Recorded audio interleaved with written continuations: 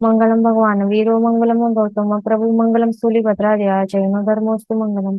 Last ક્લાસમાં આપણે જે ચક્રવર્તી છે એના જે 14 રત્ન છે તે કયા કયા છે અને એમના કાર્ય શું છે તે જોઈ રહ્યા હતા લાસ્ટ ક્લાસમાં. 12મું રત્ન છે ગૃહપતિ રત્ન. તો ઘરના રસોઈ વગેરે કાર્ય કરે છે. જે પણ ચક્રવર્તીનું જે આખો રાજ પરિવાર છે, રાજમહેલમાં જે પણ રસોઈ બને છે ચક્રવર્તી માટે, એના પરિવાર માટે, તો એ બધું રસોઈનું કાર્ય કોણ બનાવે છે, કોણ રસોઈ બનાવે છે, તો એ ગૃહપતિ રત્ન છે. એ સ્વાદિષ્ટ એવી વાનગીઓ, મિષ્ટાનો, મીઠાઈઓ અને ન્યુટ્રિશિયસ રાજસી એવું તત્વવાળું એ ભોજન એ બનાવે છે. આ જે ગૃહપતિ રત્ન છે, જે સામાન્ય માણસને પચે પણ નહીં એવું આ ભોજન હોય ચક્રવર્તી રાજાનું, એવું એ બનાવે છે. આ પછી 13th રત્ન છે ચક્રવર્તી રત્નનું, તે છે વાર્ધકી રત્ન. વાર્ધકી રત્નને સુથાર પણ કહેવાય છે, એટલે કે કાર્પેન્ટર હોય ને, તો કાર્પેન્ટર. તો વાર્ધકી રત્ન છે એ શું એનું કાર્ય છે? એ ઘર બનાવે છે. જે ઘર એટલે કે શું, આખો જે રાજમહેલ જે આલિશાન હોય તો એ આખો બનાવે છે. કાર્પેન્ટર કહી શકાય કે આર્કિટેક્ટ કહી શકાય કે ઇન્ટિરિયર ડિઝાઇનર, જે કહો તે, એ બધું એને આવડતું હોય છે. તે એ આખો એ બનાવે છે. આટલું જ નહીં, પણ બીજું શું બનાવે છે? વૈતાઢ્ય પર્વતની ગુફામાં ઉમગ્ના અને નિમગ્ના નદી પર પુલ બાંધે છે. આ તો વૈતાઢ્ય પર્વતની જે ગુફા છે, આ જ્યાં વૈતાઢ્ય, દીર્ઘ વૈતાઢ્ય પર્વત કે વૈતાઢ્ય પર્વત છે, એની જે ગુફાઓ છે, તો ગુફાઓની અંદર ઉમગ્ના અને નિમગ્ના નદીઓ આવે છે. તો એ પાર કરવા માટે શું કરે છે? બ્રિજ જેવું હોય ને, પુલ, એ પુલ બાંધે છે આ કાર્પેન્ટર રત્ન. એટલે વાર્ધકી કે સુથાર રત્ન છે તે એનું કાર્ય છે, સો દેટ આખું સૈન્ય ત્યાંથી પસાર થઈ શકે છે. પછી નેક્સ્ટ કયો રત્ન છે? 14મું અને છેલ્લું રત્ન છે સ્ત્રી રત્ન. તે સ્ત્રી રત્ન એક એવી સામાન્ય સ્ત્રીઓ જેવી કે રાણીઓ જેવી નહીં હોય. એ અત્યંત બ્યુટીફુલ, ઘણી જ બ્યુટીફુલ ને કેવી અદ્ભુત હોય, ચક્રવર્તીને ભોગવવા યોગ્ય હોય છે. અને સ્ત્રી રત્નનું શું કહેતા હોય છે કે મરીને તેઓ નિયમ અવશ્ય છઠ્ઠી નરકે જાય છે. આ એ ધ્યાન રાખવાનું. સ્ત્રી રત્ન મરીને છઠ્ઠી નરકે જાય, તો આપણને લાગે કે 7મી નરકે જાય, તો 7મી નરકે સ્ત્રીઓ, એ જે સ્ત્રીઓ હોય એ 7મી નરક સુધી નહીં જાય, એ છઠ્ઠી નરક સુધી જાય. તો મેક્સિમમ ઉત્કૃષ્ટ રીતે જો જઈ શકે નીચેમાં નીચે, તો છઠ્ઠી નરકે હોઈ શકે. તો ત્યાં એ સ્ત્રી રત્ન મરીને અવશ્ય ત્યાં જાય છે. આ ધ્યાન રાખવાનું. બીજું પોઈન્ટ અહીંયા શું કહે છે કે સુંદરી, બ્રાહ્મી સુંદરી આપણે ભણ્યું છે ને, ખ્યાલ હશે બ્રાહ્મી સુંદરી. તો તેઓ, આ બ્રાહ્મી સુંદરી કોણ હતા? તો તેઓ આદિનાથ ભગવાનના ની પુત્રીઓ હતી. અને ભરત ચક્રવર્તી પણ એમના પુત્ર હતા ને. પણ આ ભરત ચક્રવર્તીને કોઈએ કહ્યું કે આ સુંદરી જે છે એ સ્ત્રી રત્ન છે. તો આ સુંદરી છે એમને પરણવાનું નહીં હતું ભરત ચક્રવર્તીની સાથે. અને ભરત ચક્રવર્તી યુદ્ધમાં લડવા માટે ગયા હતા. તો ત્યાર સુધી એમણે શું કર્યું? જેમનું અત્યંત રૂપવાન હતા, સુંદરી કેવા હતા? સ્ત્રી રત્ન સાચે નહીં હતા.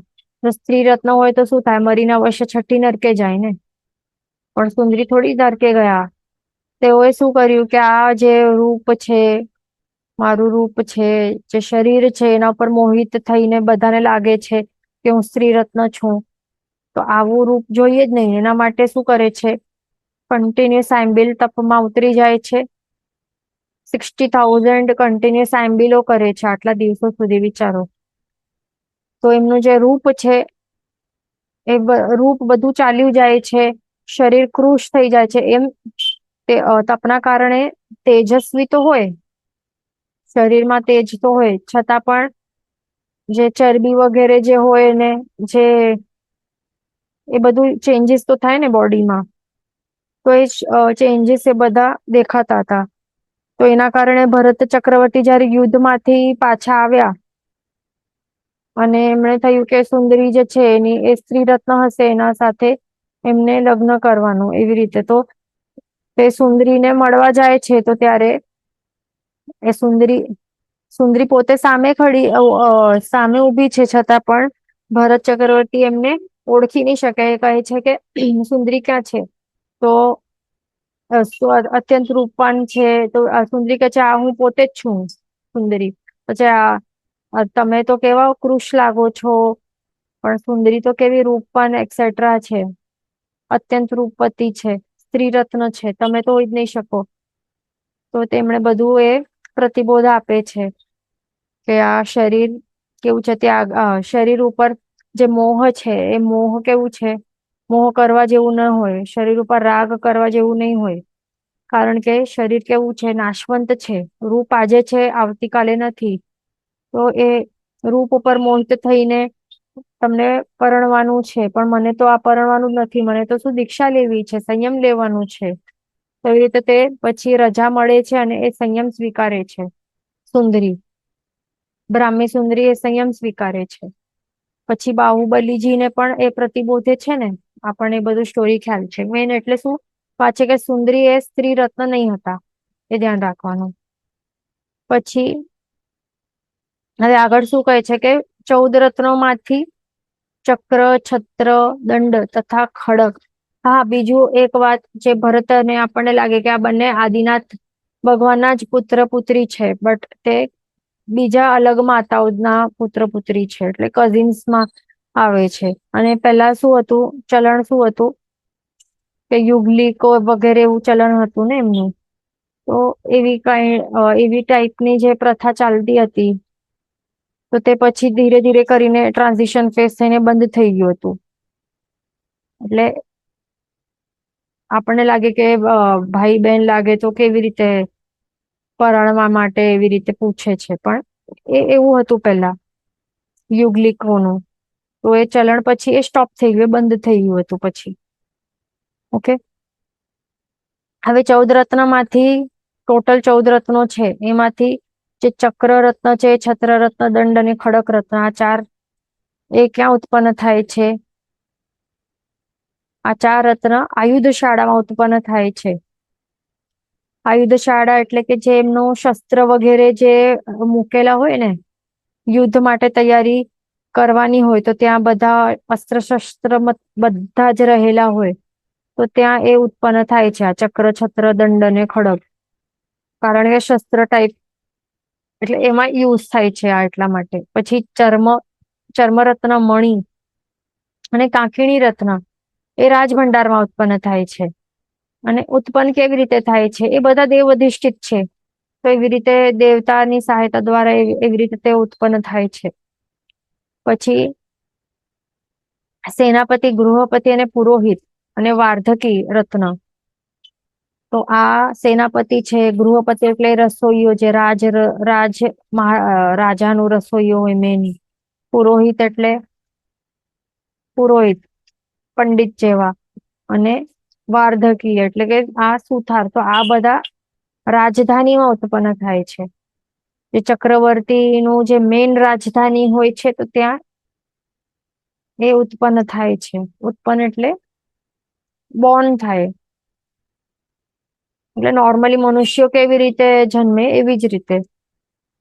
એટલે ઉત્પન્ન થાય એટલે કે ચમત્કારથી ક્યાંય દેવતાની જેમ ઉત્પન્ન નહીં થઈ જાય, એ ધ્યાન રાખવાનું. મનુષ્ય જ છે આ, તો મનુષ્ય જેવી રીતે ઉત્પન્ન થાય એવી રીતે થાય. પછી સ્ત્રી રત્ન એ ક્યાં ઉત્પન્ન થાય છે? કોઈ પણ રાજકુળમાં ઉત્પન્ન થાય છે. પછી હસ્તી અને અશ્વરત્ન એ ક્યાં ઉત્પન્ન થાય છે?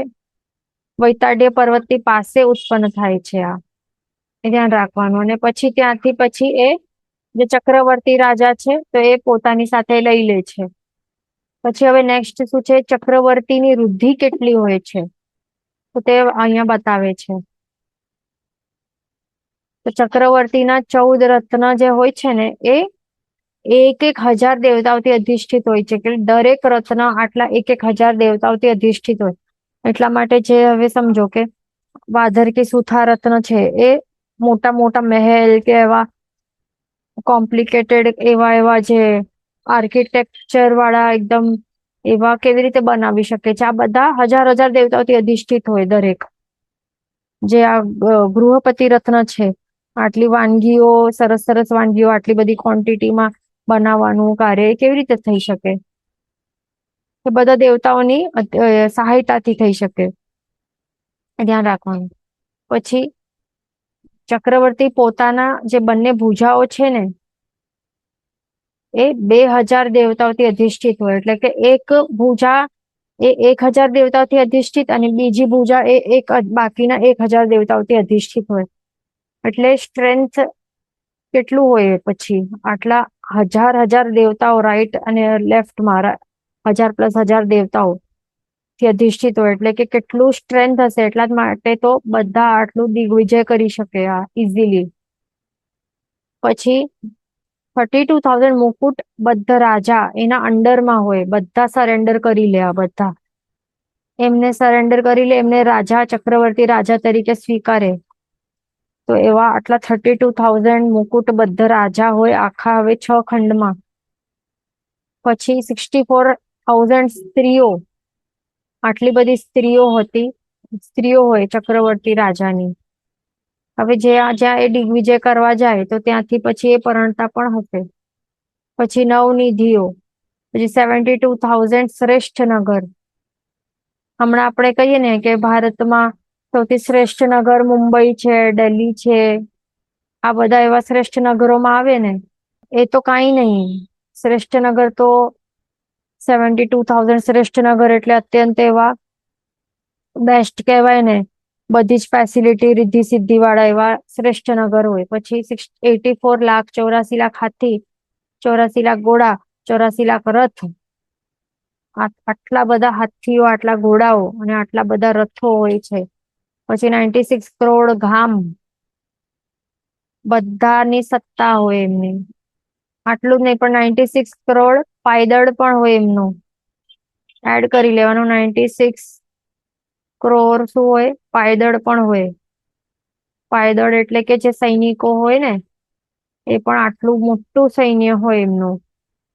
એ ધ્યાન રાખવાનું. એટલે આપણને લાગે કે કેટલા હશે, કે આખો એક નાનું એક દેશ આવી જાય, દેશ બની જાય. 96 કરોડ પોપ્યુલેશન વાળું તો એક દેશ બની જાય. એટલે આટલા એના માત્ર પાયદળ. એટલે જયારે દિગ્વિજય કરવા જાય તો એ બધા આટલા બધા એ સાથે જાય, એની સાથે સૈન્ય સાથે જાય. એટલે કેટલું લાંબુ થતું હશે એમનું આખો જે કારવાન કહેવાય તે, કેટલું લાંબુ થતું હશે એમનું. આપણને લાગે થોડા 100 જણા પણ આવી જાય તો આપણને કેટલું લાગે કે કેટલા જણા આવી ગયા છે, કેટલી ગળદી થઈ ગઈ.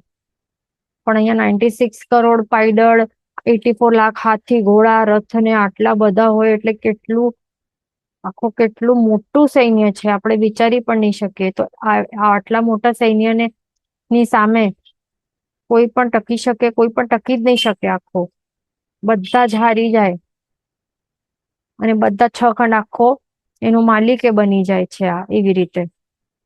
હવે ચક્રીનું સૈન્ય પડાવ નાખે ત્યારે આત્માંગુલ થી 12 યોજન જેટલી જગ્યા રોકે. એટલે એ જ આપણે જે વાત કરતા હતા કે સૈન્ય જયારે પડાવ નાખે ને, તો એ કેટલી જમીન, કેટલી જગ્યા એ રોકતો હશે. તો આત્માંગુલ થી એટલે કે શું? પોતાનું જે અંગુલ હોય, તો એના જ હિસાબે એવી રીતે માપ લેવાનું. તો એ ટોટલ 12 યોજન જેટલી જગ્યા રોકે. એટલે કેટલા બધા કિલોમીટરો.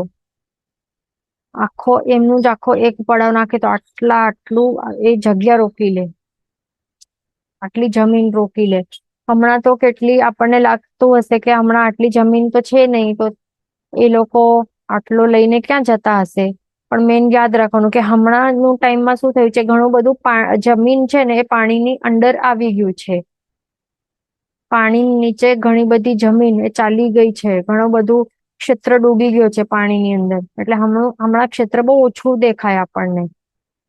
અને બધું ડિસ્ટન્સમાં છે, અલગ અલગ અલગ દૂર દૂર દૂર દૂર છે. ઓસ્ટ્રેલિયા કઈ દૂર છે. હા, જે ઇંગ્લેન્ડ વગેરે યુકે છે, એ બધું દૂર દૂર છે. તો એવી રીતે બધું ગેપ આવી ગયું છે. પાણી નીચે ઘણી બધી જમીન ચાલી ગઈ છે. એમના ઘરે હંમેશા 10 લાખ મણ મીઠું વપરાય. 10 લાખ મણ મીઠું, આટલું બધું, અને 4 કરોડ મણ અનાજ રંધાય છે. કારણ કે આટલા 96 કરોડ મનુષ્યો તો છે જ, પણ સાથે સાથે એમના હાથી ઘોડા ને આ બધા પશુઓ પણ કેટલા છે, કેટલું બધું વાપરે. આટલું બધું એટલે યુઝ થાય. પછી 10-10 હજાર ગાય વાળા કુલ 1 કરોડ ગોકુલ હોય. ગોકુલ એટલે કે જે એમ કેવાય ને કે એક ગોકુલ એટલે કે જેમ પાંજરાપોળમાં કેવી રીતે ગાય રાખતા હોય છે, અને પછી બધા દૂધ એમાંથી એક્સ્ટ્રેક્ટ કરે, તો એવી રીતે એને એક ગોકુલ કહેવાય છે. તો 10-10 10,000 10,000 ગાય વાળા એટલે એક ગોકુલમાં શું હોય છે, એક ગોકુલ હોય એમાં 10,000 ગાય હોય. એક ગોકુલમાં 10,000 ગાયો હોય. તો આવા 10-10 હજાર વાળા જે ગોકુલ હોય ને, તો એ ગોકુળ જ કેટલા છે, 1 કરોડ ગોકુલો છે. એટલે ગાયો કેટલી મલ્ટીપ્લાય કરી લેવાની, તો ખ્યાલ આવી જશે. ઓકે. પછી નવનિધિમાં વિવિધ શાસ્ત્ર તથા ચક્રીને ભોગવવા યોગ્ય આભરણ વગેરે શ્રેષ્ઠ વસ્તુઓ હોય છે. અહીંયા ક્વેશ્ચન છે, વોટ ઇઝ નવનિધિ? જે અહીંયા નવનિધિ જે છે ને, તો અહીંયા આપણને ફોટો દેખાય છે. એમાં આવું જે આ ડબ્બો છે ને, તો આ એક શું છે, આ એક નિધિ છે. એની લંબાઈ, ચોડાઈ, પહોળાઈ આપણને દેખાય છે. અહીંયા 10 યોજન લંબાઈ છે, પછી 8 યોજન ઊંચાઈ છે, અને તો આવી એક નિધિ છે. તો આવી 9 નિધિઓ રહેલી હોય છે. તો નિધિઓ કઈ કઈ હોય છે? એક તો નૈસર્પ નિધિ હોય. અને એ શું છે નૈસર્પ વિધિ? એટલે કે ગામ, નગર, ગૃહ વગેરે એ સ્થાપન વિધિ. એટલે કેવી રીતે કરવાનું? ગામ કે નગરો કે ઘરો એની સ્થાપના કરવી હોય, તો એની વિધિ કેવી રીતે, પ્રોસીજર કે વિધિ કેવી રીતે કરવાની, તો તે બધું એમાં મળે. એમાં લખેલું કે હોય કે ક્યાં, એમાં ખબર પડે આપણને. પછી પાંડુક નિધિ હોય. તો એમાં ધન હોય, એટલે પૈસા. પછી ધાન્ય કેવી રીતે ઉગાવવાનું, માન એટલે કે માપ કેવી રીતે કરવાના, પ્રમાણ. તો એ બધું ધન કેવી રીતે કમાવવું, કે કેવી રીતે બધું કેલ્ક્યુલેશન્સ એન્ડ ધાન્ય ઉગાવીને કેવી રીતે કરવાનું, શું કરવાનું એનું, તો એનું ઉત્પત્તિ કેવી રીતે કરી શકાય, એ બધું એમાં સમજવા મળે એમાંથી. પછી એમાં જે પ્રમાણ છે, એટલે જે ધાન્ય કે જેવી એવી ગોળ કે ખાંડ એવી બધી વસ્તુ હોય ને, તો એનું પ્રમાણ પણ આપણને ખ્યાલ આવી શકે, કે કેવી રીતે એનું વજન કેવી રીતે કરવાનું. એ બધું એ નિધિમાં બધું આવેલું હોય છે. એને શું કહેવાય છે? પાંડુક નિધિ કહેવાય છે. ઓકે. તો પહેલી આપણે શું જોઈ? નૈસર્પ નિધિ. પછી બીજી છે પાંડુક નિધિ. હવે ત્રીજી કઈ છે? પિંગલ નિધિ. પિંગલ નિધિમાં શું હોય છે? કે જે પણ આભૂષણ હોય ને, દાગીના, આભૂષણ, તો એ કેવી રીતે બનાવવા, કેવી રીતે પહેરવા, તો એના સંબંધી બધું વ્યવસ્થા કેવી રીતે કરવાની, તો એમાં બધું એમાં મળે. પુરુષ સ્ત્રીના એટલે કે મનુષ્યોના કહેવાય કે હાથી ઘોડા પણ પહેરતા હતા ને પહેલાના સમયમાં. હાથી ઘોડા પણ, જે અશ્વરત્ન હોય, ગજરત્ન હોય, એ બધા એમને પણ પહેરાવતા હતા આભૂષણો. એટલે મનુષ્યો કે પશુઓ, એમને પહેરવા માટે દાગીના હોય, આભૂષણ હોય, તો એ કેવી રીતે બનાવવું, તો એના સંબંધી બધું એ વ્યવસ્થા એમાં મળે પિંગલ નિધિમાં. તો ચોથી નિધિ છે સર્વરત્ન નિધિ. તો સર્વરત્ન નિધિ છે, એમાં શું મળતું હોય છે? કે જે એના કારણે શું થાય છે? જે 14 રત્ન છે ને, એ 14 રત્ન ઘણા કાંતિમય થાય છે એના કારણે. અને આ સર્વરત્ન નિધિના પ્રભાવથી જે એકેન્દ્રિય, જે 7 એકેન્દ્રિય રત્ન છે અને પંચેન્દ્રિય રત્ન છે ને, આ નિધિના પ્રભાવે ઉત્પન્ન થાય છે. એવું છે આ સર્વરત્ન નિધિ. પછી છે મહાપદ્મ નિધિ, પાંચમી નિધિ. તો મહાપદ્મ નિધિ છે એમાં શું થાય છે, કપડા હોય ને તો બધા ટાઈપના જે વસ્ત્ર હોય છે, કપડા એટલે વસ્ત્ર વગેરે, તો એની ઉત્પત્તિ કેવી રીતે કરવાની, પ્રોડક્શન કેવી રીતે કરવાનું એનું, કે એનું કલરિંગ કેવી રીતે કરવાનું, ધોવાનું કેવી રીતે, બધું જ્ઞાન એમાં એ નિધિ દ્વારા થાય છે, આ મહાપદ્મ નિધિ દ્વારા. પછી છઠ્ઠી નિધિ છે કાલ નિધિ. તો કાલ નિધિ છે તો એમાં શું થાય છે કે જે પણ ત્રણેય ટાઈમના બધું જ જ્યોતિષ શાસ્ત્ર ને, એસ્ટ્રોલોજી જે હમણાં કહેતા હોઈએ, તો એસ્ટ્રોલોજી સંબંધી બધું જ જ્ઞાન એમાંથી પ્રાપ્ત થાય છે. આ કાલનિધિ દ્વારા શું થાય છે, એસ્ટ્રોલોજી એ પણ પાસ્ટ પ્રેઝન્ટ ફ્યુચર નું બધું, એના વિષયનું બધું જ જે જ્ઞાન થાય છે એ ધ્યાન રાખવાનું. બીજું જે પણ જે ખેતી વગેરે જે પણ કૃષિ કર્મ હોય, વાણિજ્ય કર્મ હોય ને, તેમજ કુંભાર હોય કે લુહાર હોય, ચિત્રકાર, વણકર, એ બધું જે પણ એવા એવા શિલ્પ કહેવાય ને, તો એ બધા એ જ્ઞાન થાય છે એનું, તો કેવી રીતે પોટરી કરવાનું, કે શું કહેવાય, લુહાર, એ કેવી રીતે લુહારનું કામ કેવી રીતે કરવાનું, પેન્ટિંગ વાળું, ચિત્રકાર, વણકર વગેરે બધું બધું જ્ઞાન એના દ્વારા થાય છે. અને જે પણ આટલું જ નહીં, પણ તીર્થંકર, ચક્રવર્તીઓ, બળદેવ, વાસુદેવ વગેરેના વંશોનું જે પણ શુભ કે શુભપણું પણ આ એ નિધિ દ્વારા આ થાય છે જ્ઞાન. પછી સાતમી નિધિ છે મહાકાલ નિધિ. તો જે પણ મેટલ્સ હોય, આયર્ન હોય કે ગોલ્ડ હોય કે સિલ્વર હોય, આવા બધા જે પણ મેટલ્સ હોય ને, તે અને તેની જે ખાણ વાળી જે પણ ખાણ હોય, માઇન્સ હોય, તો એ બધું પ્રાપ્ત થાય છે. એટલે ક્યાં છે ખબર પડે, એ ઉત્પન્ન થાય એના કારણે.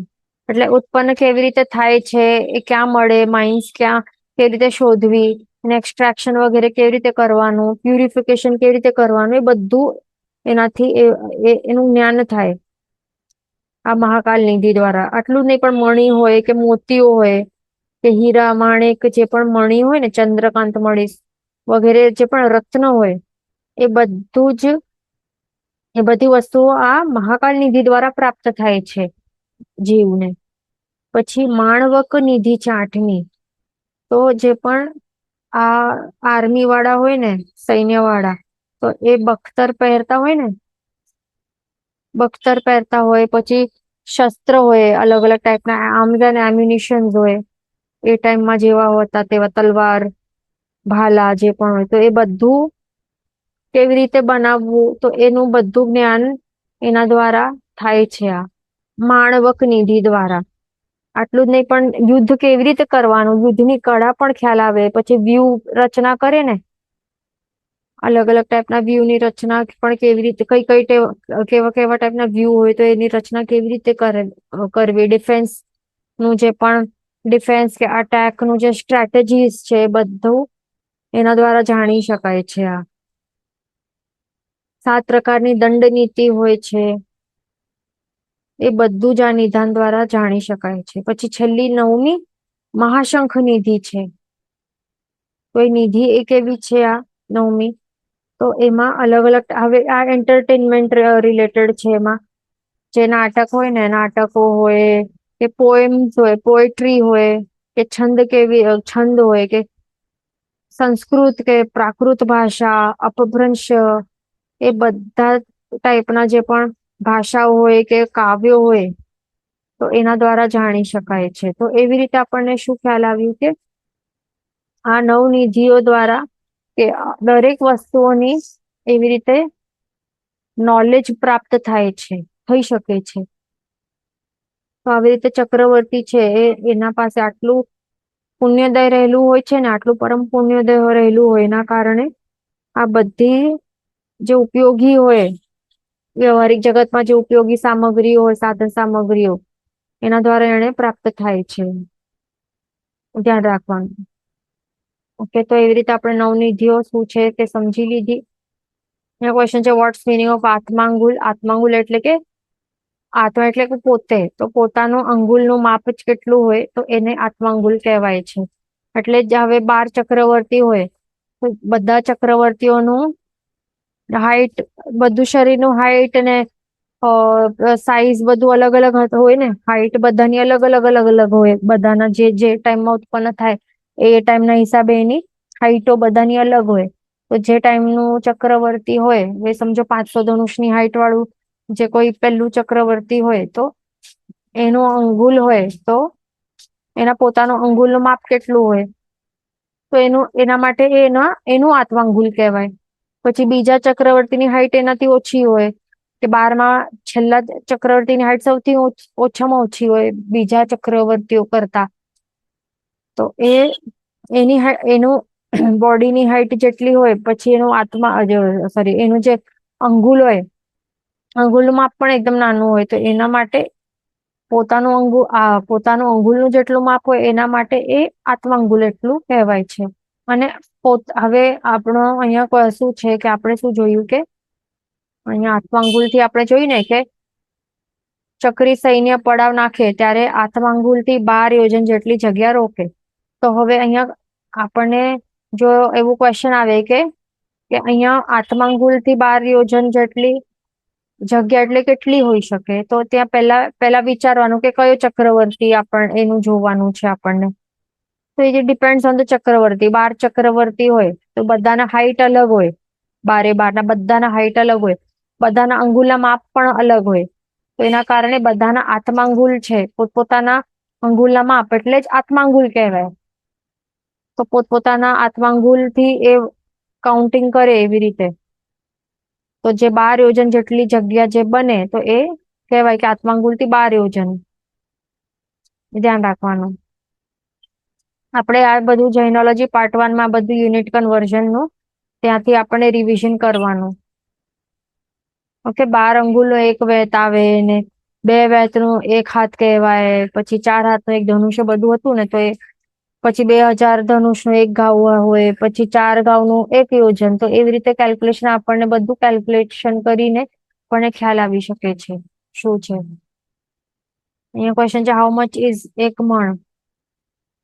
તો 20 કિલોનું પણ હોય, એટલે ડિપેન્ડ. પહેલાના ટાઈમમાં 20 કિલોનું 1 મણ હતું, હમણાં મણ નું ભાવ એટલે અલગ થઈ ગયું છે વળી પ્રમાણ. તો એટલે એવી રીતે હોય છે. તો અહીંયા આપણે શું જોયું કે નવનદીમાં વિવિધ શાસ્ત્ર તથા ચક્રીને ભોગવવા યોગ્ય આભરણ વગેરે શ્રેષ્ઠ વસ્તુઓ હોય છે, જે આપણે હમણાં જ બધી 99 નિધિઓ નામ સહિત આપણે સમજ્યા ને કે એમાં શું શું શાસ્ત્ર જ્ઞાન હોય છે. બધા અલગ અલગ વિષયોનું જ્ઞાન બધું એમાં સમાયેલું હોય છે. તો એવી રીતે આપણે જોયું. પ્લસ ચક્રવર્તીને ભોગવવા યોગ્ય આભરણ એટલે તે પણ આપણે જોયું કે આભૂષણ વગેરે એ બધી શ્રેષ્ઠ વસ્તુઓ પણ બધી હોય છે. હવે નિધિનું શું હોય છે કે નિધિ 2 વસ્તુઓ કહેતા હોય છે શાસ્ત્રમાં, કે ક્યાંક ક્યાંક એવી રીતે કહેતા હોય કે નિધિઓમાંથી ડાયરેક્ટલી વસ્તુઓ મળી જાય છે, અને ક્યાંક ક્યાંક ખ્યાલ આવે છે કે નિધિમાં એ શાસ્ત્ર હોય છે, એટલે કે સમજાવેલું હોય છે, જ્ઞાન મળે કે કેવી રીતે બનાવવાનું, ઉત્પત્તિ કેવી રીતે કરવાનું, કે પ્રાપ્ત ક્યાંથી કરવાનું, કેવી રીતે કરવાનું, એ બધું. એટલે બંને વસ્તુઓ આપણે સમજી શકીએ કે વિવિધ શાસ્ત્ર પણ હોય પ્લસ અહીંયા વસ્તુઓ પણ હોય છે, એટલે ધ્યાન રાખવાનું. હવે આગળ છે આટલી વૃદ્ધિ વાળા ચક્રવર્તી. હવે અહીંયા ધ્યાન રાખવાનું, જો આવું જે ચક્રવર્તી રાજા છે એમના માટે શું હોય છે નિયમ, કે જે આટલું બધું રિદ્ધિ સિદ્ધિ હોય છે, 6 ખંડનો માલિક હોય છે, એટલે કે એનું પરિગ્રહ આપણે વિચારીએ, પરિગ્રહ કેટલું છે. મનુષ્યોમાં સૌથી વધારેમાં વધારે જો કોઈનું પરિગ્રહ ફિઝિકલી બાહ્ય દ્રષ્ટિથી પરિગ્રહ હોય તો એ ચક્રવર્તીનું હોય. એનાથી વધારે બીજા કોઈનું હોઈ શકે? બીજા કોઈનું હોઈ જ નહીં શકે. હમણાં જ આપણે જોયું કે એના અંડર કેટલા મુકુટબદ્ધ રાજા છે, ગામો છે, એની સ્ત્રીઓ કેટલી છે, પરિવાર કેટલા છે, સૈન્ય કેટલું છે, ક્ષેત્ર કેટલું છે એના અંડર. તો આટલું બધું એ શું કહેશે, જયારે પણ કહેશે તો એ શું કહેશે કે આ મારું રાજ્ય છે, આ મારું પરિવાર છે, આ મારી જગ્યા છે. તો મારી જગ્યા જયારે કહેશે ત્યારે એના માઇન્ડમાં શું છે કે 6 ખંડ આખા, એટલે મારું મારું જ્યાં આવે ત્યાં શું સમજવાનું બધું શું હોય, આસક્તિ હોય ત્યાં, અટેચમેન્ટ રહેલું હોય, એટલે કે રિદ્ધિ આટલું બધી રિદ્ધિ હોય, આટલી બધી ક્ષેત્ર ધાન્ય, ઘર ધાન્ય, પર વસ્તુઓ, પુત્ર પરિવાર કેટલા હશે, સ્ત્રીઓ જેટલી હોય તો પુત્ર પુત્રીઓ કેટલા હશે. તો આવું જે જીવ છે, એવું મનુષ્ય છે, જો આટલું બધું એ ત્યાગે નહીં અને જો એ મૃત્યુ પામે તો પછી શું થાય, એ નરકગામી બની શકે છે.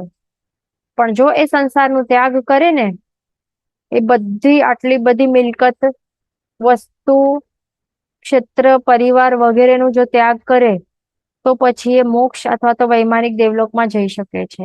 અને જો એનું ત્યાગ નહીં કરે તો પછી નરકગામી પણ બની શકે છે, આસક્તિ, લોભ ના કારણે. તો શું કહે છે કે ટોટલ 12 ચક્રવર્તી હોય છે. તો આ 24 માં 12 ચક્રવર્તી થયા.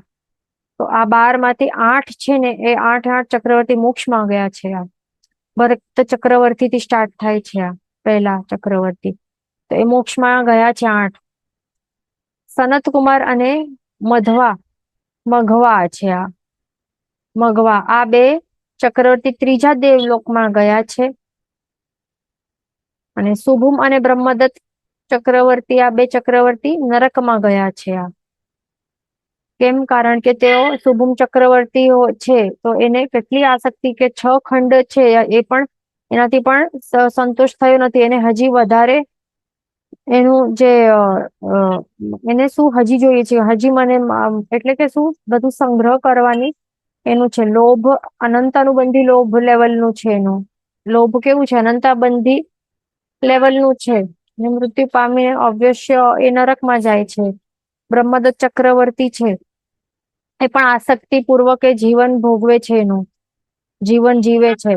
એ સંસાર ત્યાગતો નથી, એટલે એ પણ નરકમાં જાય છે. આ 7માં વળી બ્રહ્મદત્ત ચક્રવર્તી શું કર્યું હતું કે એની જે આંખો છે, એક બ્રાહ્મણ દ્વારા ફોડવામાં આવી હતી. એટલા માટે એને અત્યંત દ્વેષ ભાવ જાગ્યું, ક્રોધ જાગ્યું. એના કારણે બધા જ બ્રાહ્મણો જે હતા ને, એટલો આદેશ આપ્યું હતું કે જેટલા પણ બ્રાહ્મણો છે, બધાની આંખો ફોડીને લાવવી મારા પાસે. તો એટલું મેન, એટલે જે એના અંડરના જે સૈનિક વગેરે હતા, એનું ઓર્ડર ભલે ફોલો નથી કર્યું. સાચે બ્રાહ્મણોની આંખ લાવીને એને પાસે થાળીમાં આપી ન હતી. બીજું કોઈ ફ્રૂટ હતું, ગુંદા જેવું છે, ગુંદા હોય ને ગોલ ગોલ, તો એ લાવીને મૂક્યા. એને લાગતું હતું કે આ તો શું છે, આંખો છે આ બ્રાહ્મણોની. અને અત્યંત શું કહેવાય કે સેટિસ્ફેક્શન અને ખુશીથી એ ફોડે છે, ક્રશ કરે છે બધા પોતાના હાથથી. એના જે મંત્રી છે ઘણું સમજાવે છે. એટલે મંત્રીના આદેશથી એ સાચે બ્રાહ્મણોની આંખે ફોડાવી નથી, પણ શું કર્યું, એ ગુંદા લાવીને મૂક્યા. તો આટલું ક્રોધ, તો પણ એના ભાવો એટલા ક્લિષ્ટ હતા કે મારા દ્વારા બધા બ્રાહ્મણોની આંખો ફોડાવવામાં આવી છે. બધાને આવા અત્યંત દ્વેષ ભાવ દ્વારા એ જીવન વિતાવે છે. પ્લસ અત્યંત આસક્તિપૂર્વક આખું જીવન જીવે છે, અને એના કારણે 7મી નરકે જાય છે. હા, બીજું અહીંયા શું છે, 9 યોજન છે. આ 8 નથી, એ ધ્યાન રાખવાનું. 9 યોજન એની પહોળાઈ છે. આ હવે નેક્સ્ટ શું છે, મહાવીર ક્ષેત્ર ના મુખ્ય પદાર્થ બતાવે છે. આ હવે એનાથી પહેલા આપણે શું જોયું કે ભરત ક્ષેત્રનું આપણે બધા પદાર્થને એ કેવી રીતે છે, દીર્ઘ વૈતાઢ્ય પર્વત એ 2 ભાગમાં, ઉત્તરાર્ધ દક્ષિણાર્ધ ભાગમાં એને ડિવાઈડ કરે છે. અને હજી ટોટલ 6 પાર્ટ્સમાં ગંગા અને સિંધુ નદી દ્વારા એ 6 પાર્ટ્સમાં હજી કેવી રીતે ડિવાઈડ થાય છે, એ બધું આપણે જોયું ને ભરત ક્ષેત્રનું. તો હવે આપણને મહાવિદ્ય ક્ષેત્રનું જોવાનું છે કે કેવી રીતે એનું આખો જ્યોગ્રાફી છે, એ બધું આપણને જોવાનું છે. આ તો શું કહે છે, મેરુ પર્વત, દેવકુરુ, ઉત્તરકુરુ, ભદ્રશાલ વન, 16 વક્ષસ્કાર, 12 અંતર નદી, 32 વિજય, 4 ગજદંત. દરેક વિજયમાં ભરત ક્ષેત્રની જેમ 6 ખંડ વૈતાઢ્ય પર્વત તથા ગંગા, સિંધુ અથવા રક્તવતી નદી થી વિભાજિત છે. એટલે આ આખું શોર્ટમાં અહીંયા બતાડ્યું છે. હવે અહીંયાથી અહીંયા બતાડશે પ્રોપરલી ડિટેલમાં ક્યાં શું છે. ઓકે, મેન મેન પદાર્થો કયા કયા છે તો તે અહીંયા બતાડી દીધા છે કે મેન મેરુ પર્વત છે, પછી દેવકુરુ, ઉત્તરકુરુ, આ એક ફોરેસ્ટ છે, ભદ્રશાલ વન છે, 16 વક્ષસ્કાર છે પર્વતો, 12 અંતર નદી છે, 32 વિજય, 4 ગજદંત પર્વત, 6 ખંડા, દરેક વિજયમાં શું છે એ બધું અહીંયા બતાડી દીધું છે. હવે અહીંયા પ્રોપરલી અહીંયાથી બતાડશે. સૌથી મધ્યમાં મેરુ પર્વત છે. આપણને ફોટો જોવું પડશે પહેલા તો ખ્યાલ આવશે શું છે. અહીંયા આપણને શું દેખાય છે? આ શું છે? આખો આ મહાવિદ્ય ક્ષેત્ર છે. અહીંયાથી કરીને છે એના ઉપર આ નીલવંત પર્વત છે. આ શું છે? વર્ષધર પર્વત કહેવાય, ધ્યાન રાખવાનું. ફૂલધર પર્વત કે વર્ષધર પર્વત કહેવાય. આ નિષદ પર્વત છે. આ કલર વર્ણ સહિત આ ગ્રીન કલરનું નીલવંત પર્વત છે. અને આ આવું નિષદ પર્વત છે, આ રેડ કલરનું. હવે એના વચ્ચે, બંનેના વચ્ચે જે અહીંયા આટલું દેખાય છે પોર્શન, તે શું છે? આ મહાવિદ્ય ક્ષેત્ર છે. આખા જંબુદ્વીપમાં સૌથી લાર્જેસ્ટ ક્ષેત્ર જો કહેવાય તો આ છે મહાવિદ્ય ક્ષેત્ર. તો મહાવિદ્ય ક્ષેત્રમાં સૌથી પહેલા શું અહીંયા પોઈન્ટ છે? પહેલું પોઈન્ટ કે સૌથી મધ્યમાં મેરુ પર્વત છે. તો અહીંયા દેખાય છે આપણને આ સૌથી સેન્ટરમાં અહીંયા આપણને દેખાય છે કે આ મેરુ પર્વત છે. પછી 2 ગજદંત પર્વત નિષદ પર્વતની પાસેથી નીકળીને મેરુ ને અડીને આવેલા છે. તો તે જોઈ લઈએ. તો 2 ગજદંત પર્વત ત્યાંથી નિષદ પર્વતની પાસેથી નીકળે છે. તો નિષદ પર્વત આપણે જોયું ને, અહીંયા છે નિષદ પર્વત. તો નિષદ પર્વતની પાસેથી અહીંયાથી નીકળે છે અને નીકળીને ક્યાં આવે છે? મેરુને અડે છે. અહીંયા દેખાય છે આ એક ગજદંત પર્વત છે. પછી બીજો ગજદંત પર્વત પણ નિષદ પર્વતથી નીકળીને મેરુ પર્વતને અડે છે. અહીંયા આ 2 ગજદંત પર્વત ને આમ શું છે? ગજદંત એટલે ગજનો દાંત કેવું હોય? હાથીનો દાંત જેવા છે ને આ શેપ, એટલા માટે ટોપ વ્યૂ થી એવા દેખાય છે. શેપ એવું છે એટલા માટે એનું નામ છે ગજદંત પર્વત. તો અહીંયા 1 અને 2, અહીંયા 2 ગજદંત પર્વત દેખાય આપણને. ક્યાં? સાઉથમાં. નોર્થમાં પણ આપણને શું દેખાય છે?